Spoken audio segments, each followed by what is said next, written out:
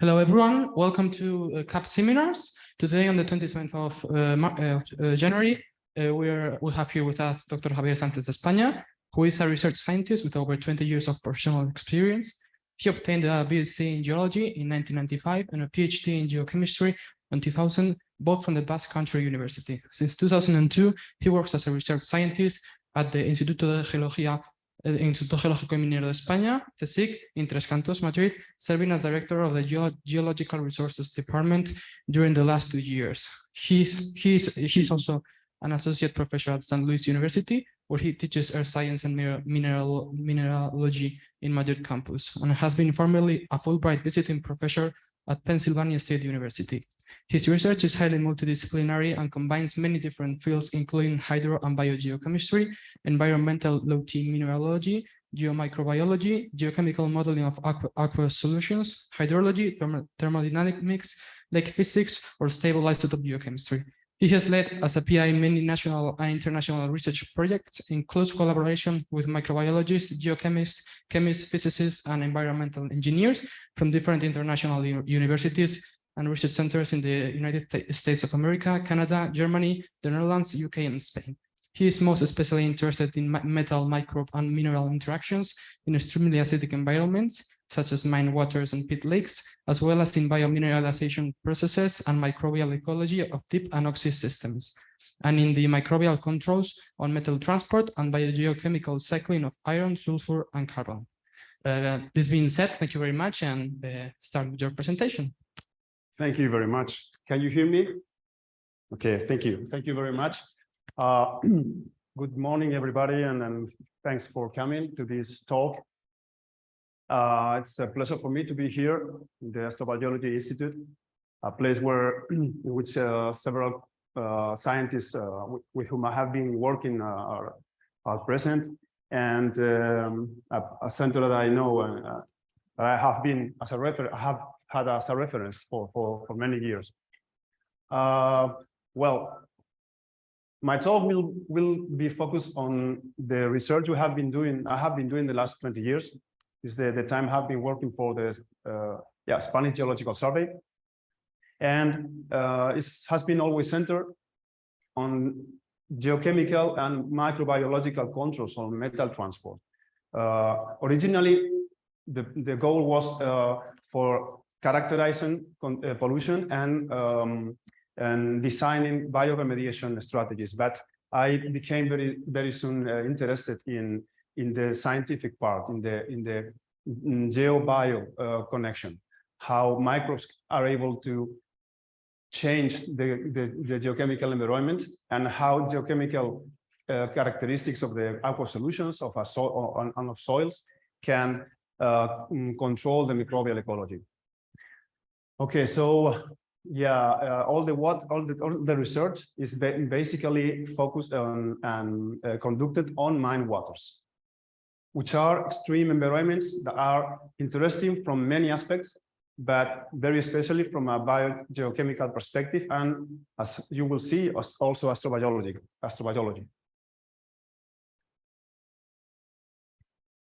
Okay, my talk. Well, first of all,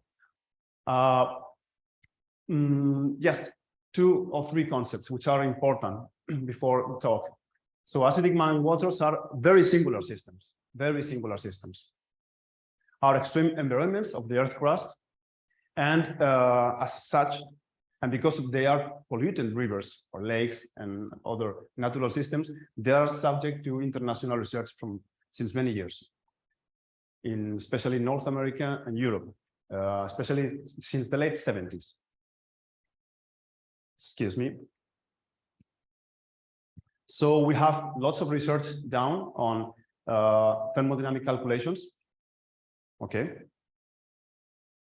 Thermodynamic calculations for mineral solubility, ion speciation models that have been developed thanks to observations in these extreme systems.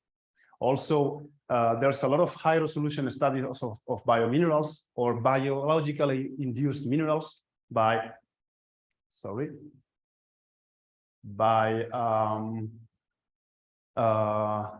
transmission electron microscopy, scanning electron microscopy, cryo-electron microscopy, and other spectroscopic tools. Also, we have seen an active search for novel microbial species with potential biotechnological use, but also for a clear astrobiological interest, especially with the bloom of omics since 15 or 20 years ago. And in the last 10 years, we have been experiencing a big quality increase in the studies characterizing the microbial species identified in this kind of systems. So to me, a common feature of all these problems is the tight interdependence between microbiology and geochemistry, which in most cases is simply impossible to separate. You cannot understand the biology without knowing the geochemistry, and very often the nature of the minerals that are formed as a result of metabolism. But also you cannot understand anything about the geochemistry if you don't look to the microbes. Okay. So I will be talking in my presentation about the catalytic role of bacteria and archaea in redox reactions that are fundamental for the formation of acidic mine waters. Also, I have been working in extra and intracellular biomineralization processes, in the biogeochemical cycling of iron, sulfur, carbon, or nitrogen, which are key elements and are all of them cycled and controlled by microbial processes.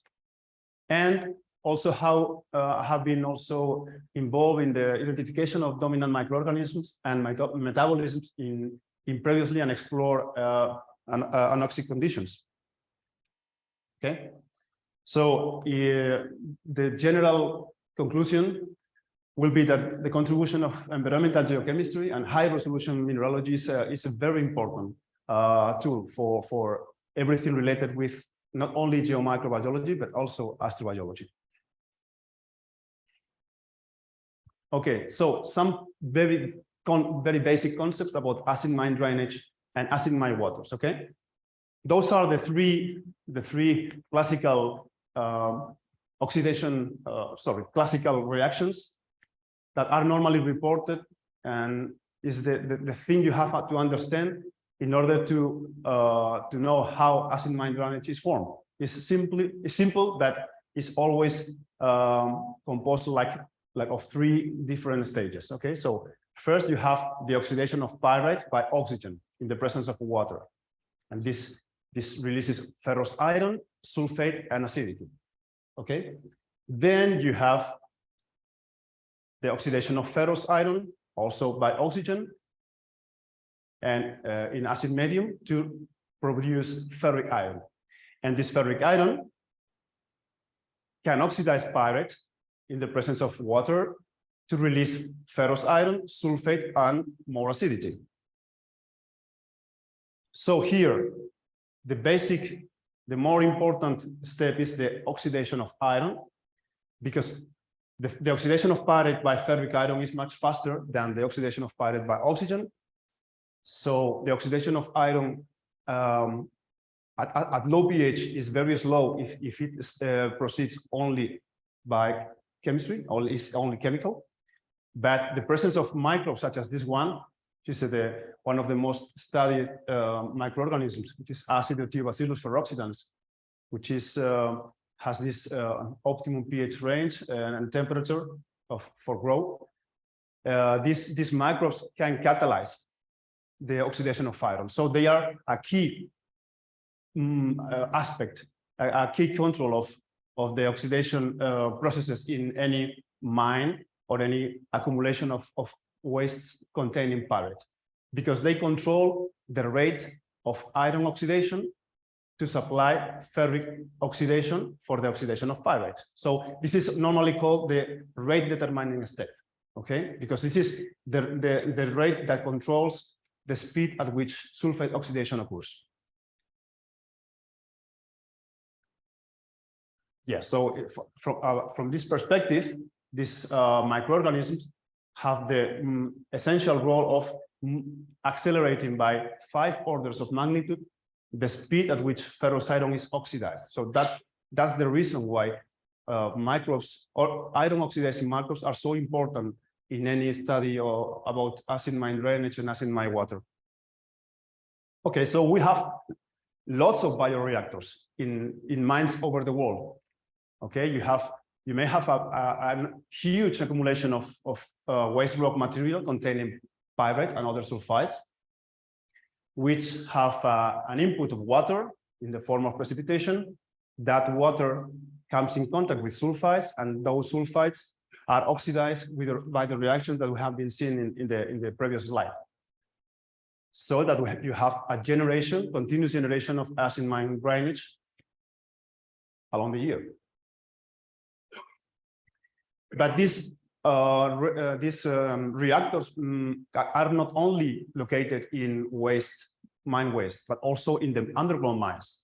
We have hundreds, thousands of mines releasing effluents, acidic effluents, that are simply the result of a groundwater interaction with pyrite or other sulfides, but especially pyrite, in the tunnels, in the galleries, and the surfaces of galleries, tunnels, and shafts, so that you have the continuous release of acidic mine water from many mines all over the world.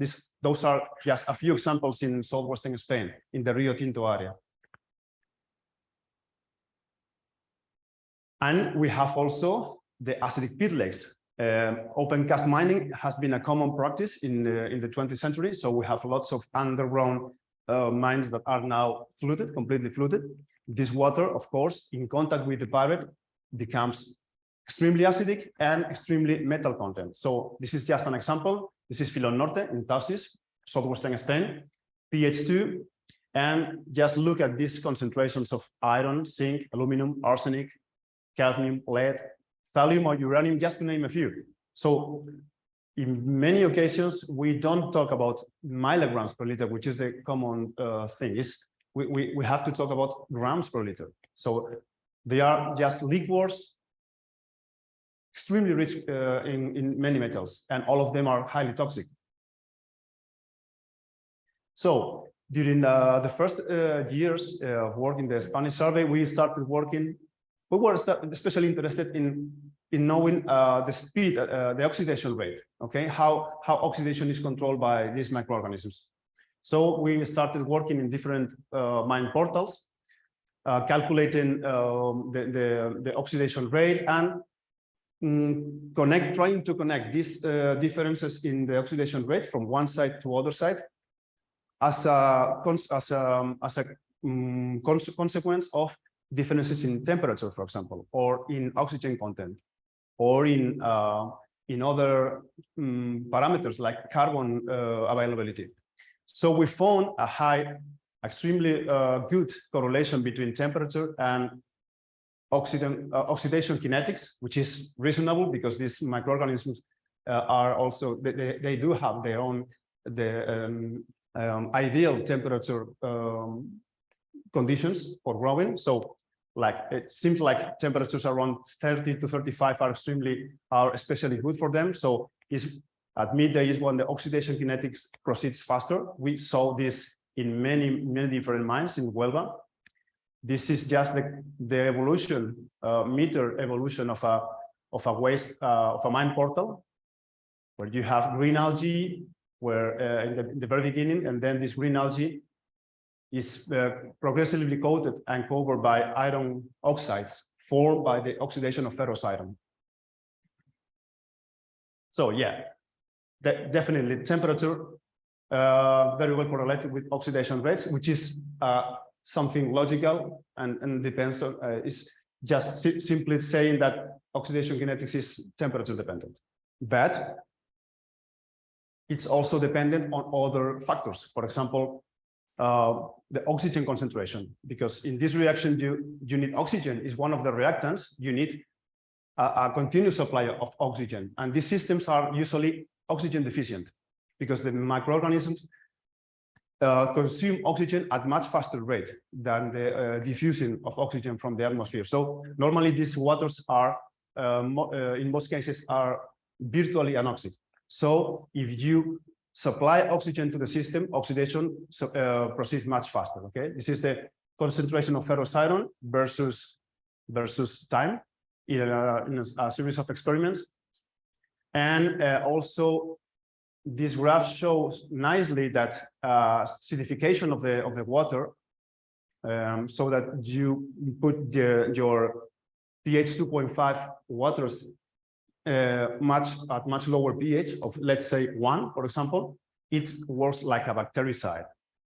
You just kill the microorganisms because these bacteria are completely beyond their optimum pH conditions. Okay. We were working in not only in Spanish mine sites, but also in mine sites in the US with colleagues from Pennsylvania State University. And we also did some work on thermodynamical calculations. And we found out that within the pH range of 2 until 4.5,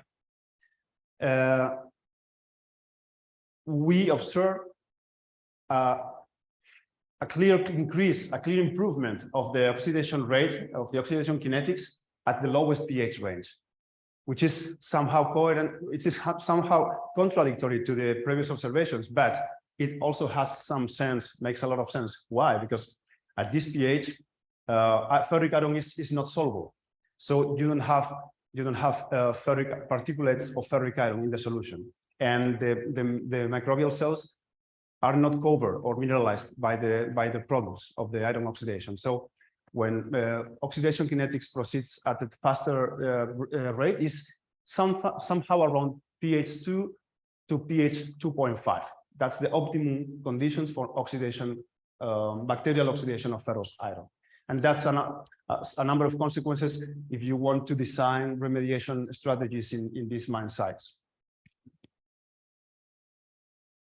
We have been collaborating with researchers and colleagues from the Astrobiology Institute since many years ago. Thanks with the collaboration, we have been able to characterize the microbial communities not only in the source points, which are basically dominated by iron-related bacteria, but also in places downstream, and a bit deeper within the sediments.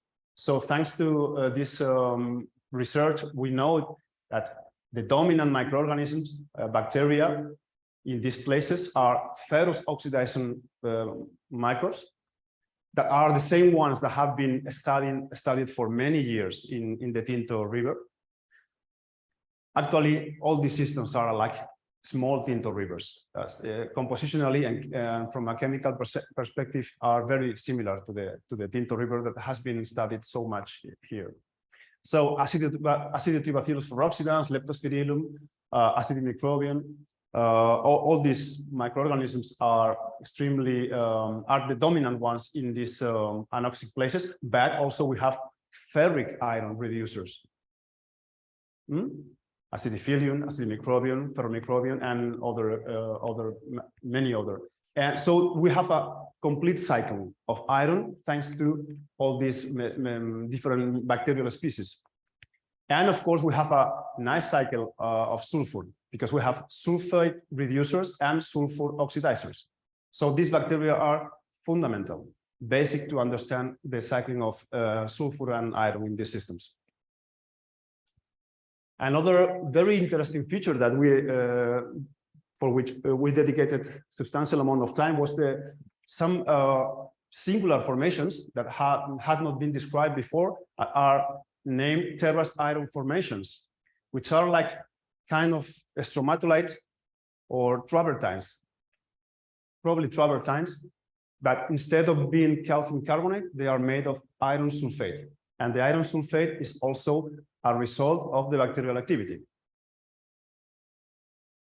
We have been busy in trying to identify in these formations traces of microbial activity. And in some cases, we were able to identify fossilized streamers, fossilized bacteria, possibly Acidibacillus or Leptospirillum or some others. We don't know, but obviously, when you see an alternation in the sediments of these formations of wavy layers with these sponge-like layers. These sponge-like layers are basically mineralized bacteria. We were also studying the mineralization of neustonic microbial communities, which have been subject to much lesser research as compared to the planktonic communities. Okay, so we have here what we call the surface microlayer, which is a very thin layer. It's essentially the boundary between water and the atmosphere. So this layer is very special. It's colonized by neustonic microorganisms, bacteria especially adapted to these conditions. They obtain a number of advantages of being here. For example, they obtain more easily organics, nutrients, oxygen. They need oxygen, and this water is virtually anoxic, so they need to be close to the surface to allow the metabolism to take the oxygen. So this microbial activity results in iron mineralization that is formed by schwermanite or jarosite, some other minerals. And we have been also doing quite a huge amount of research here in this kind of formations. Very interesting. We have been trying to study the extremest systems that we have been that we know. I could never go to other systems like Dalol, which are now we know a lot about that thanks to research which has been done here. But in Huelva, not far from here, you have waters in some of the mines which are close to pH 0. Okay, in this pH, you cannot measure with a normal pH meter because the calibration is quite complex. So you have to develop another system for calibrating and measuring the pH. So this is basically concentrated sulfuric acid with ferrous iron. And it's something that you can find, for example, in pyrite piles. When the oxidation of pyrite takes place in the surface of pyrite, it's just, all the time is the ferrous iron is being oxidized and the ferric iron goes oxidizes the pyrite. All the reactions we've seen in the first slide. Then you have this super concentrated liquid that can be as acidic as this. And if you are lucky, you can find these beautiful crystals, which are made of what's basically melanthroite. It's a ferrosulfate with 7 molecules of water. This beautiful color is due to the incorporation of copper. Okay, the copper, also some zinc, but copper is what provides this emerald green, beautiful color. So this is basically crystallized sulfuric acid with ferrous iron. And incredibly, and thanks again to collaboration with colleagues from the Astrobiology Institute, we were able to find microbes here. Amazingly, there's still microorganisms here. Surprisingly, at least for me, at that time, was that the major microorganism was not a bacteria. Of course, we found Leptospirillum, which is also common in other less extreme environments, but the dominant microbe was in this case an archaea, okay? Thermoplasma, ferroplasma. And these extremely small and simple forms of life are able to oxidize ferrous iron even at these conditions, where you don't have almost anything. You don't have nutrients, you don't have carbon, you don't have, you have very little to survive. But these microbes are able to oxidize ferrous iron, and only a few meters downstream, you can have roughly not half, but close to ferric iron by the metabolic activity of these organisms. Okay. These archaea have been found to be also important in all other extremely acidic environments in other parts of the world. For example, in Richmond mine that have been studied by other groups. And these archaea have been found to be very interesting because they can live in pure sulfuric acid. They can oxidize ferrous iron to ferric iron, as I've told, assimilate CO2 into organic carbon, and they are supposed to, or they could have been important, for example, in the origin of life in the early Earth. Why not? Because, for example, what about the iron-containing metalloproteins to repair damaged DNA, which is something that has been proposed by some researchers in the US. One of these archaea have been named as our man, Archaean Richmond mine acidophilic nanoorganism. Nano is because just take a look to this, to the size. This is 100 nanometers. So the cell is around 300 nanometers in diameter. So are extremely small, much smaller than the bacteria. And they have not been found in extremely negative, extremely acidic liquors, even with negative pH like these ones, but they have been found in pH near 0.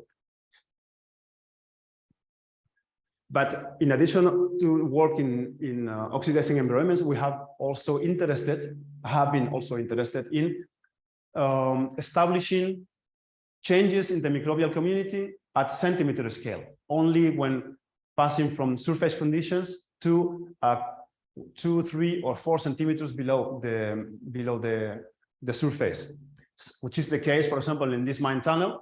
This is a collaborative paper I had with Barry Johnson, a professor from Bangor University. So here you have this is like a chunk, a piece of sediment taken from this channel. So here you have green algae producing photosynthesis in the first floor. Then you have second floor, which is the yellow stuff. Then you have this green layer, and then you have the black bottom layer. So thanks to this research, we knew that these different layers are associated with different communities. So yeah, you have mostly algae, okay, glenophytes, signematiles, which are the primary producers, providing carbon to the rest of the community. Then in the other layer below, you have chemolithotrophic anaerobes, Acidobacillus and others.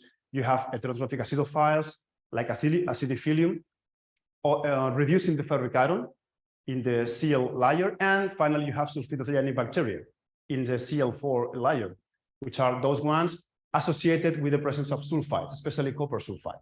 Okay.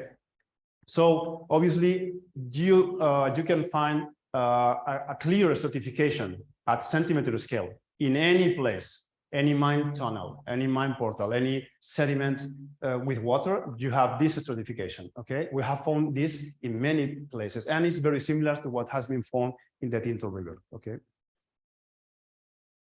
We also have been very interested in the pit lake geomicrobiology. Pit lakes are very curious and very singular systems. Why? Because they, in one side, they have the chemical conditions, the chemical features of acid mine water. But on the other hand, they are lakes. Obviously, they are lakes, so they are subject to physical processes as of any lake. So you have sedimentation, you have redox climbs, you have particle formation in the water column, settling, and also a nice microbial stratification again. So we have been characterizing the different layers. So there's a big difference between the upper layers, upper tens of meters, which are characterized by iron oxidation metabolisms, again, like the centimeter scale layering that we have been seeing in the previous slide. We see the same thing, but at tens of meter scale in the pit lakes, okay?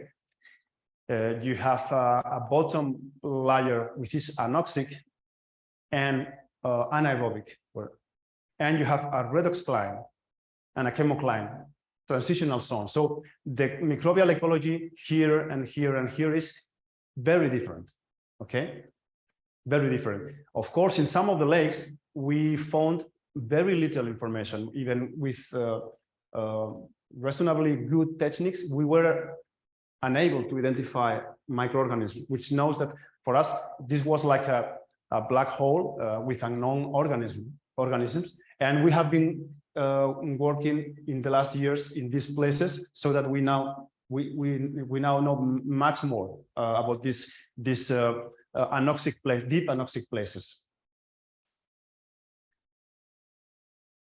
Okay, thanks to the bloom of the omics tools, we are now pretty sure that we have identified lots of species that had been never found in these environments before.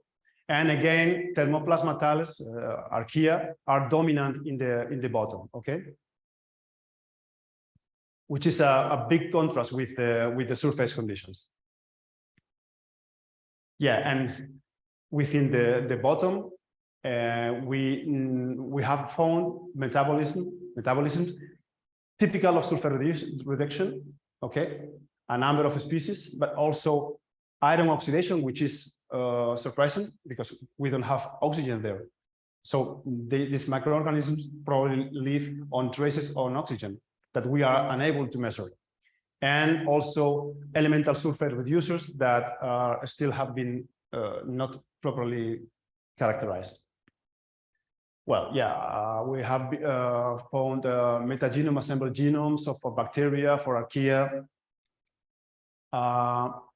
Thanks to this research, we have been able to see. For me, this as a geologist is like magic, you know, that this molecular biology engineering allows you to establish, to locate genes that are unknown for doing a specific reactions, a specific metabolism. So even if you are not able to analyze how much pyruvate or how much lactate do you have in your water, you know that there's microbes working with these pathways, and that's, to me, is a very powerful set of tools that allow us to increase very much our knowledge about these systems. Okay, this applies to the carbon cycling, but of course to the sulfur cycling. The sulfur cycling is much more complex than the iron cycling because you have lots of different intermediate steps of sulfur oxidation, and you have genes specialized in all of these or most of these steps. Yeah, that's simply conceptual representation of what we think are the most the three marks that most likely contribute to sulfidogenesis in these deep anoxic environments. And to me also, it was very important to not only to locate genes and characteristic of species or bacterial groups, but also metal-resistant genes. And this is quite reasonable, makes a lot of sense if you think that the metal tolerance, the expression of metal tolerant metal tolerant genes increases with depth, which is exactly the same as metal concentration profile. So bacteria have developed a special ability to tolerate extreme concentration of metals where they need it, which is in the bottom of these pit lakes where the concentration of metals is most extreme. Okay, we have been also curious about the pH limits of sulfate reduction, because in the bottom of some of the pit lakes, you have pH 4, pH 4.5, which is not so extreme conditions. So it's like, okay, we didn't expect anything different. But in other places, we have pH 2 and lower, and also you have evidences of pH, of sulfate reduction. Okay, this is the case, the standard case where you have a pH like 4. This is a vertical gradient in one of the pit lakes, and if you go here, when the pH is around 4, and you have lots of generation of sulfuric acid and lots of turbidity, and the redox potential lowers very much. If you are careful and you sample with patience the particles that you find here in this place with a special device, you are able to find crystals like these ones. You find copper sulfide, arsenic sulfide, zinc sulfides, All of these minerals are the result of sulfate reduction, in this case by the sulfomonil, which is the dominant bacteria here.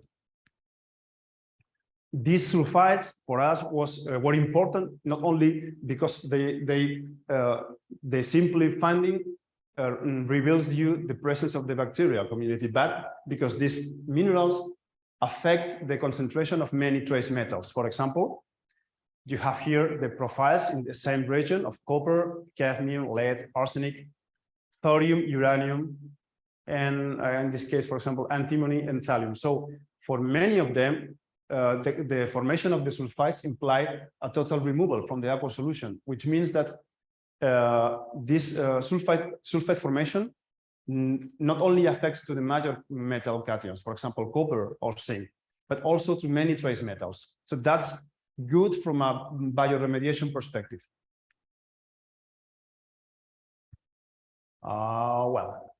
This is just to emphasize that sulfate reducing bacteria are especially dependent on the photosynthetic activity of algae. Okay, in this case, the profiles, the combination of the chlorophyll profiles with turbidity would be like equivalent to sulfide formation, provides us a good evidence that sulfate, the activity of bacterial sulfate reducers is strongly dependent on the availability of organic carbon, of fresh organic carbon.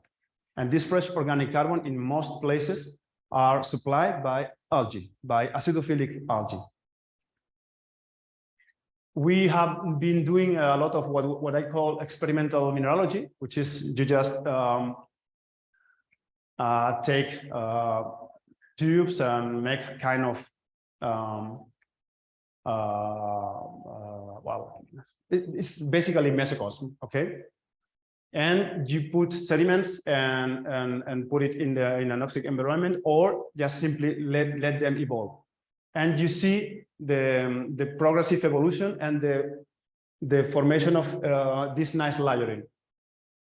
The layering is normally related with the layering of microbes, so that with different the formation of different minerals, you can deduce the establishment of different microbial layers.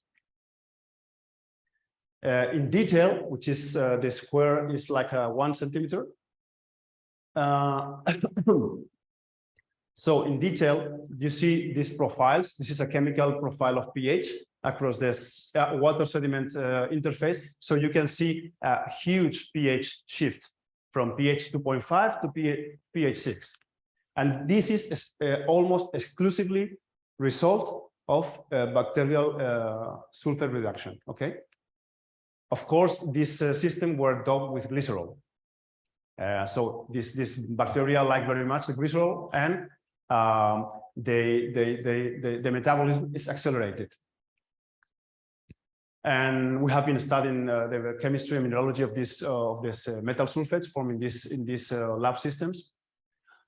We have been searching for more extreme systems to find evidences of sulfate reduction, and we have found evidences of sulfate reduction in pH 2 and pH 1.7 systems with very high concentrations of many toxic metals, arsenic, aluminum, zinc, copper, and even in also at high sodium chloride concentration. So in some of the pitlets, we have found what are known as polyextremophiles, able to live in extremely acidic, extremely saline conditions, and with extreme metal concentrations.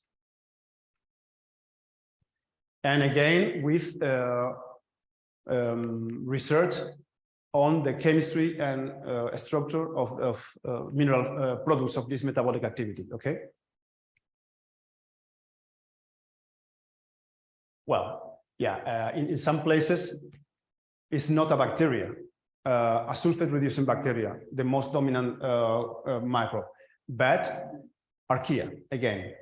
Archaea, which are able to reduce elemental sulfur, for example.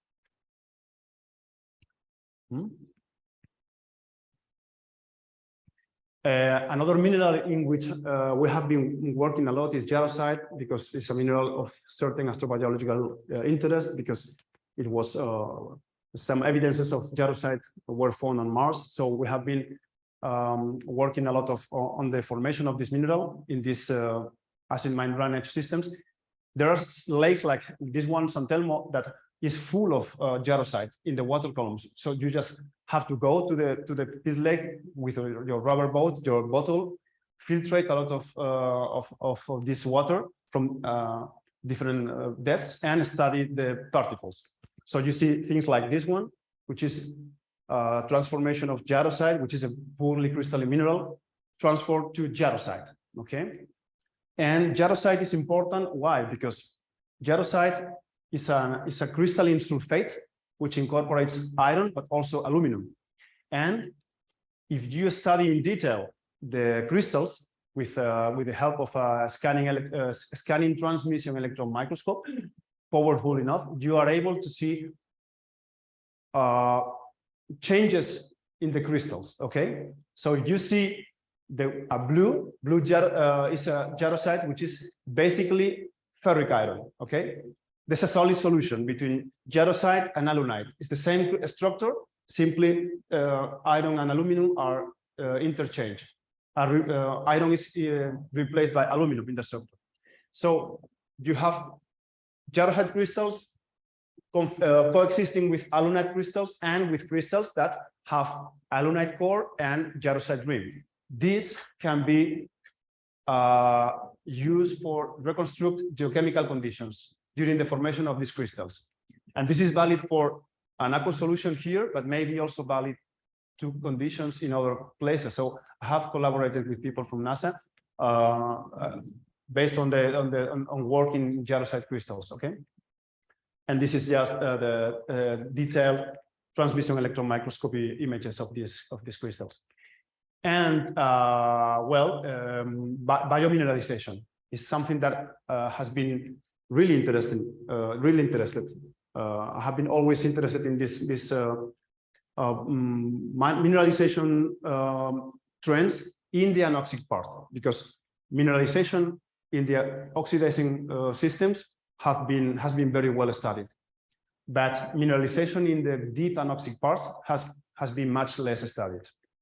So we have spent a lot of time trying to find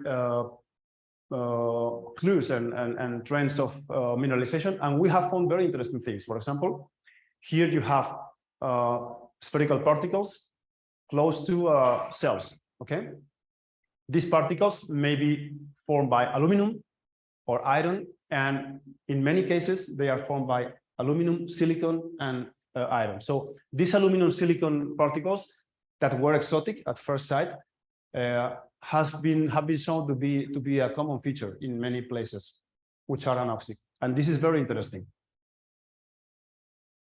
because aluminum silicate is a mineral that had never before been related with microbial activity at low pH. So if you see in detail a macro, this is in the left you have normal scanning electron microscopy image of our bacterial rod, and to the right you have how the bacterial cell is seen through scanning transmission electron microscopy. You can see a shell of aluminum at the top and a shell also of iron in the bottom. So many of these bacteria are covered by iron and aluminum, which is basically biosorption.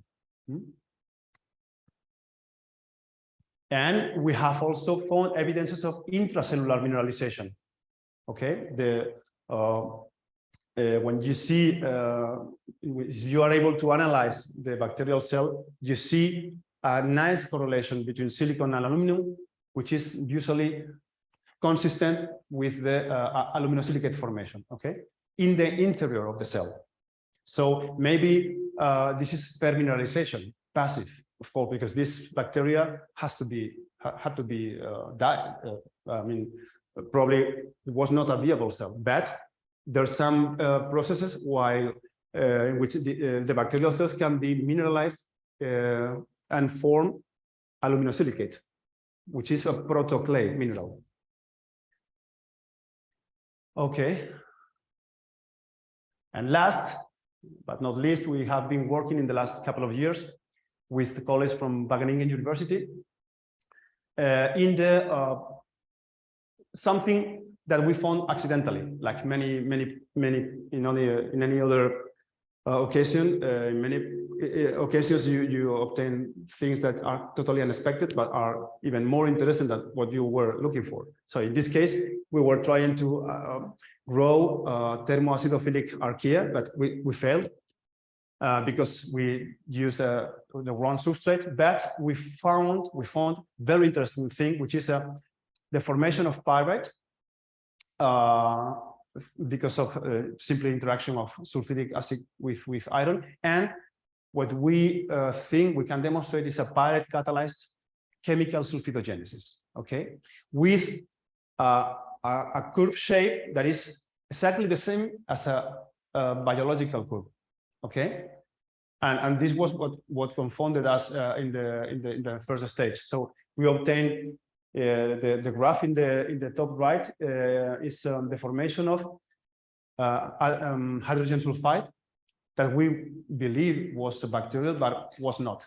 Simply was a formation of hydrogen sulfide by hydrogen oxidation of elemental sulfur. The interaction of elemental sulfur with hydrogen catalyzed by this bacteria. And this bacteria has a very singular feature, which is it's formed by nanocrystals. Okay, they are formed of nanometric crystals arranged in clusters, and this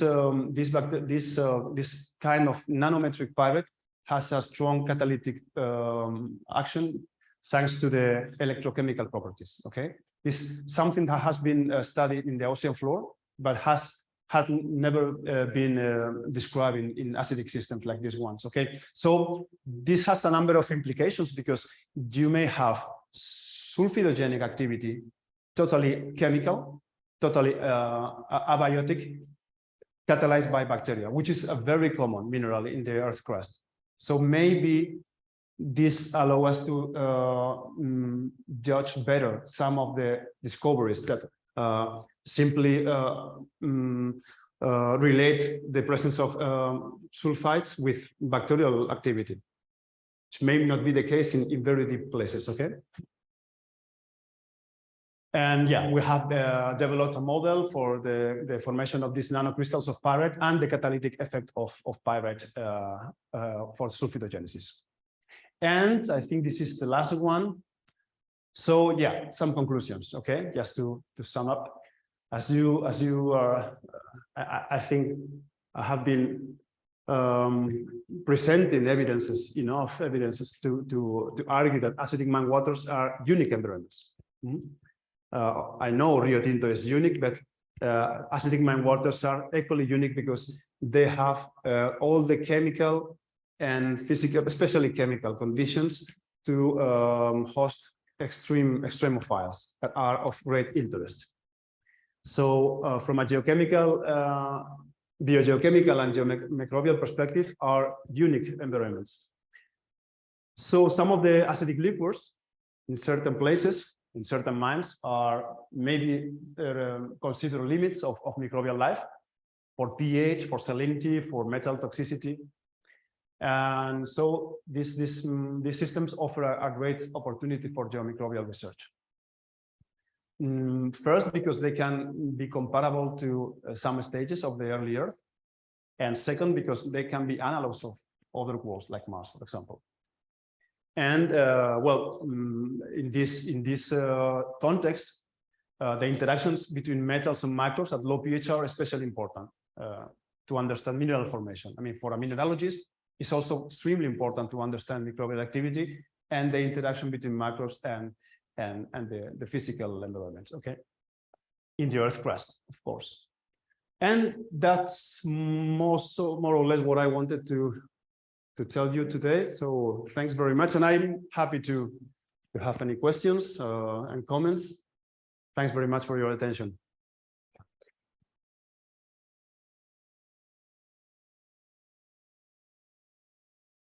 Thank you very much, Javier. As you said, we'll start now with a round of questions. To those on Zoom, I will ask you to write yours in the chat so that I can read them, or maybe you can say them out loud in a while.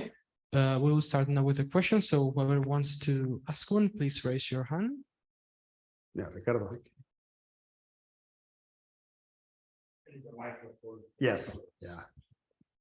Well, thanks for your talk. I mean, you are in the right place. I mean, we appreciate acidic waters very much, as you know. So, but I would like to underline that probably what is the most interesting in astrobiology of your work will be the anaerobic part.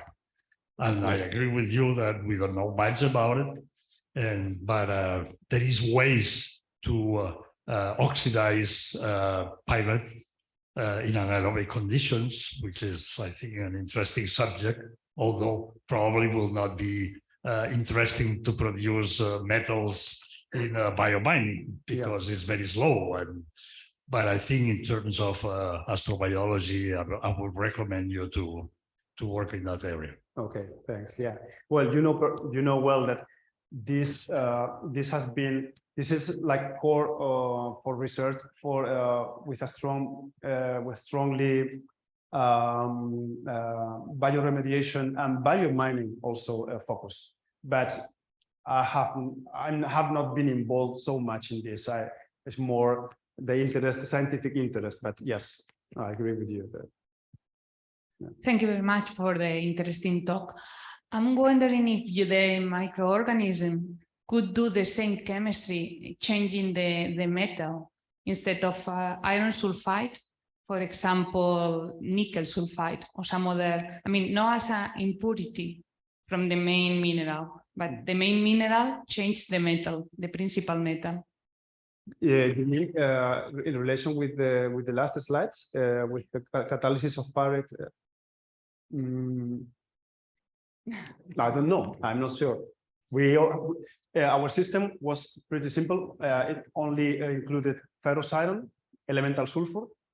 That was the supposed substrate for the thermophilic archaea that we weren't able to grow, and hydrogen. That's it.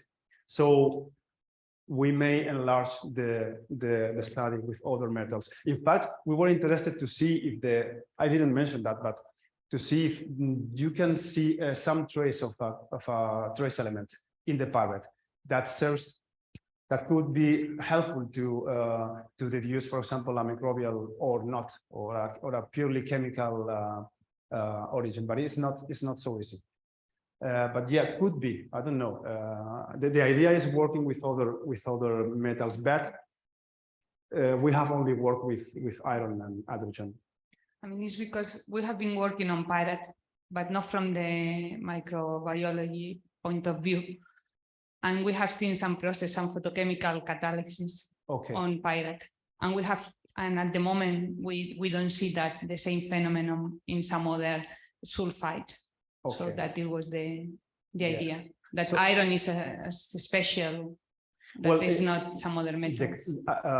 As far as I know, the catalytic effect is supposed to be related with the surface properties of the crystals. Yeah. So maybe the electron transfer is much faster with these nano crystals of pyrite. So maybe it's a question of the structure, not the composition. Yeah. I don't know. Yeah. Okay. Thank you. Anyone else?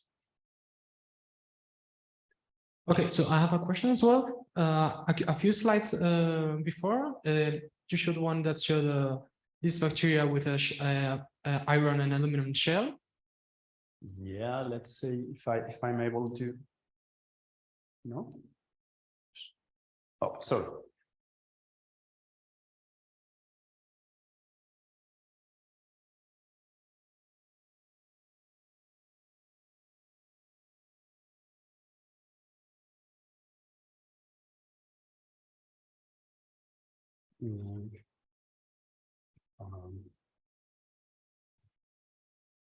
This one? Yes. Yeah. Okay. So you said that these cells were likely not viable. Well, these ones probably were. these ones, to me, that is impossible. I mean, I don't think this bacteria completely filled with aluminosilicate could be alive. Yeah. But, yeah. So that was my question. Is the like the transformation of the interior of the cell unavoidable, or like could there be an iron or aluminum or whatever shell outside, and the interior of the cell might remain intact? I ask this as a like from an organic preservation point of view, just in as they could act as like maybe fossils and things like that. Is the transformation of the interior of the cell unavoidable? Like, does the genetic information eventually disappear, or would there be a possibility that it remains? That's a good question. I'm not really sure. I think in this case, this bacterial cell, I would say this could be a viable cell. For some, why not? Because the resolution of the technique, this is a powerful GQ 400 kilowatts electron microscope. So we were able to see this thin coating, but this is microns, no, it's nanometers. Okay, so probably this is biosorption, and the bacterial cell would be probably could be perfectly viable. But in this case, when you have so much aluminosilicate in the cell, and you have also to me this could be permineralization. This is an hypothesis. I'm not sure, but it could be that because the bacterial cell is already it's died, so it loses its properties of osmotic resistance, and just the fluid gets in the cell, so that it's unavoidable the precipitation of some mineral. Okay, because I didn't mention that outside the cell the pH may be 3, but inside the cell the pH is 6, 7. Okay, so if you have aluminum and silicate, you have aluminosilicate formation. Okay. In this example, I doubt that you could have DNA to study. I don't know, but I'm not a molecular microbiologist, but I would find it difficult. I don't know. You have lots of mineral there. Yeah. Thank you very much. Okay. I'm going to check if there's any question. No.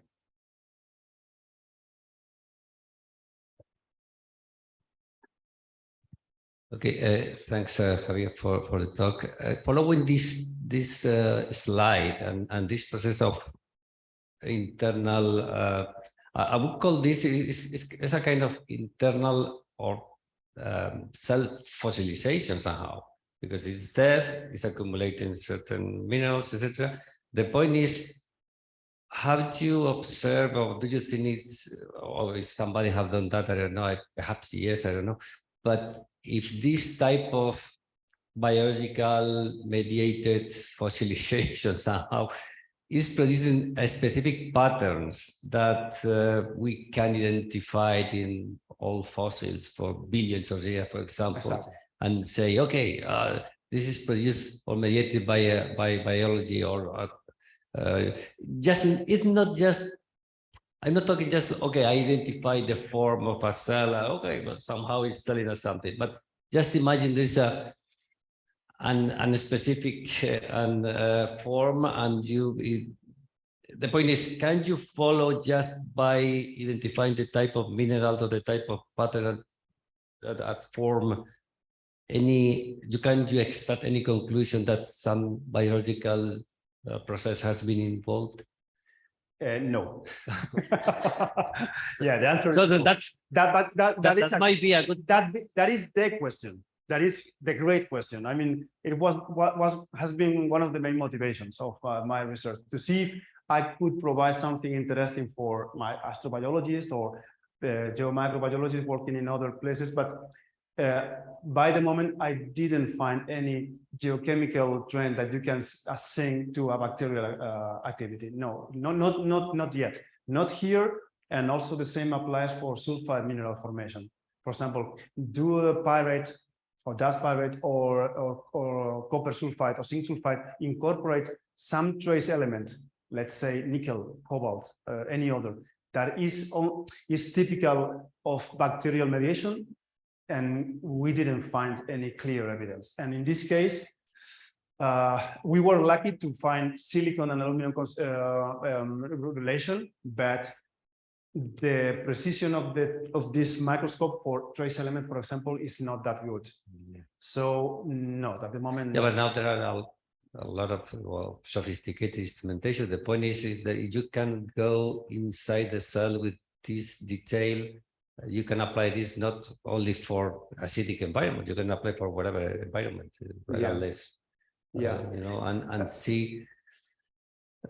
You know, somehow the biomineralization processes are a key point in astrobiology, and to understand, you know, the I don't know, the patterns of crystals that can be formed is critical. Yeah, I think it's one of the main connections between geology and in this case astrobiology. I mean, what can we do, or what can we study to help interpret microbial life or past microbial life? Biomarkers. But at the moment I don't have a good one, sorry. But it's a very nice, I mean, it's an exciting line of research. Okay, thank you. Thanks. Anyone else? No more questions? Okay, thanks very much for coming, And that's it. Thank you very much. okay, bye-bye.